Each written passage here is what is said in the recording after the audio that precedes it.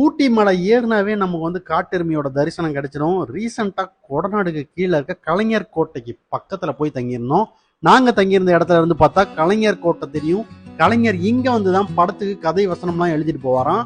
அதுக்கப்புறம் தான் அம்மா கொடநாடுல எஸ்டேட் வாங்கினாங்களாம். 2 BHK 10 பேர் ஃபேமிலியா போனா தாராளமா தங்கலாம். வெறும் 2000 ரூபாய் தான். ஒர்த்துங்க.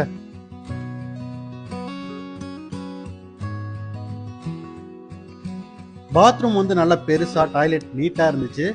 பால்கனியில வந்து அந்த சீனரியை உட்காந்து பார்க்கும்போது அவ்வளோ சூப்பரா இருந்தது.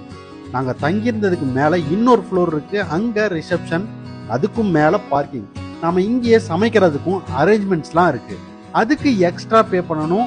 பட்ஜெட் ட்ரிப்புக்கு ஏத்த இடம், ஹோம்மேட் ஃபுட்ஸ் அவைலபிள். அட்டகாசமா இருந்துச்சு. இந்த காட்டேஜோட டீடைல்ஸ் வேணும்னா கமெண்ட்ல சொல்லுங்க, நான் இன்பாக்ஸ் பண்றேன்.